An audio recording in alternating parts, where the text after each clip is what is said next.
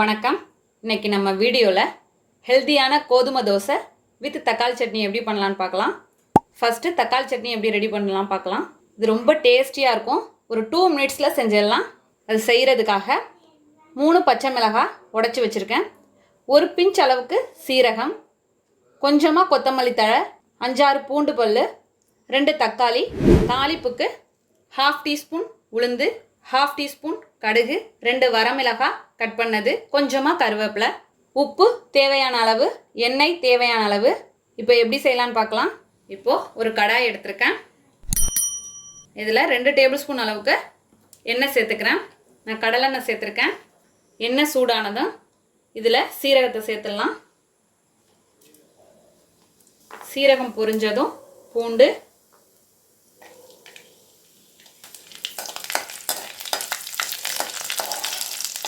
இதோட பச்சை மிளகாய், இப்போ தக்காளி,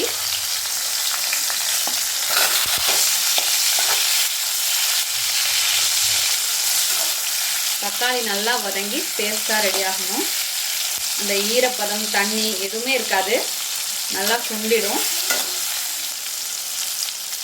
இப்போ கொஞ்சம் வதங்கினதுக்கப்புறம் கொத்தமல்லி தழை இதில் சேர்த்துடலாம். எல்லாமே சேர்த்தாச்சு. இப்போ மூடி போட்டு ஒரு 2 நிமிஷம் அப்படியே வேகட்டும். ஃப்ளேமை கம்மி பண்ணியே வச்சுக்கோங்க. இப்போ 2 நிமிஷம் ஆயிடுச்சு. ஓப்பன் பண்ணி காட்டுறேன். நல்லா தோலெல்லாம் சுருங்கி வந்துடுச்சு. இன்னும் கொஞ்சம் நேரம் தண்ணி வற்றணும். அது வதங்குறப்பயே அவ்வளோ சூப்பரான ஸ்மெல் அடிக்கும். கோதுமை தோசையோடு சேர்த்து சாப்பிட்றப்போ அவ்வளோ ஒரு டேஸ்டியாக இருக்கும். நல்லா வதங்கிடுச்சு. இப்போ ஸ்டவ்வை ஆஃப் பண்ணிடலாம். இது ஆறட்டும். ஆறினதும் இதில் உப்பு சேர்த்து மிக்ஸி ஜாரில் அரைச்சி எடுத்துகிட்டு வந்துடலாம். இப்போ இது போல் சூப்பராக அரைச்சி எடுத்துகிட்டு வந்தாச்சு. இதை ஒரு பவுலில் மாற்றிக்கலாம். இப்போ பவுலில் ட்ரான்ஸ்ஃபர் பண்ணிட்டேன். இப்போ இதோட தாளிப்பு ஐட்டம்ஸ்லாம் தாளிச்சிடலாம். இதே கடாய் இருக்கட்டும். இதில் 2 டேபிள் ஸ்பூன் அளவு நல்லெண்ணெய் சேர்த்துக்கிறேன். இப்போ எண்ணெய் சூடானதும் உளுந்து,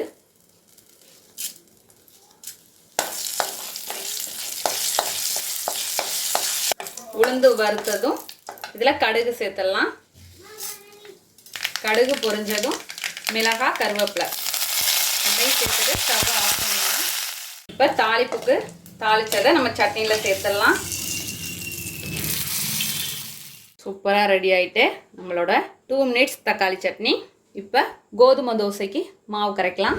இப்போ ஒரு மிக்சிங் பவுல் எடுத்திருக்கேன். இதில் 1/2 கப் கோதுமை மாவு சேர்க்குறேன். 1 டீஸ்பூன் உப்பு. இப்போ உப்பும் மாவும் சேர்த்ததுக்கப்புறம் நல்லா கையால் கலந்துக்கலாம். இப்போது இதில் கொஞ்சம் கொஞ்சமாக தண்ணி சேர்த்து தோசை மாவு பதத்துக்கு கரைச்சி எடுத்துப்போம். எந்த ஒரு கட்டியும் இல்லாமல் நல்லா கரைச்சி எடுத்துகிட்டு வந்தாச்சு. இது ஒரு 10 மினிட்ஸ் அப்படியே இருக்கட்டும். மூடி வச்சிடலாம். அதுக்கப்புறம் தோசை ஊற்றி காட்டுறேன். இப்போது 10 மினிட்ஸ் ஆயிடுச்சு. தோசைக்கல் வச்சுட்டேன். கல் சூடானதும் தோசை ஊற்றினா கரெக்டாக இருக்கும். தோசை ஊற்றினதும் 1 டீஸ்பூன் அளவுக்கு நான் நல்லெண்ணெய் சேர்க்குறேன். தோசைக்கு எப்பயுமே நல்லெண்ணெய் சேர்த்து ஊற்றினா நல்லாயிருக்கும்.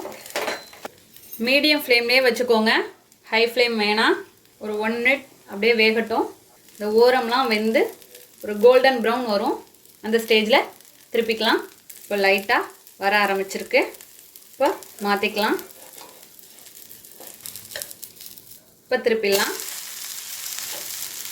இப்போது இந்த கலரில் வரணும். ஒரு 1 மினிட் வச்சுருந்தா போதும். இப்போ 1 மினிட் ஆகிடுச்சு. ஸ்டவ்வை ஆஃப் பண்ணிடுறேன். நம்மளோட அருமையான அற்புதமான ஹெல்த்தியான கோதுமை தோசை வித் தக்காளி சட்னி ரெடி. இதே போல் நீங்கள் உங்கள் வீட்டில் செஞ்சு பார்த்துட்டு எப்படி வந்துச்சுன்னு கமெண்ட்டில் சொல்லுங்கள். தேங்க்யூ.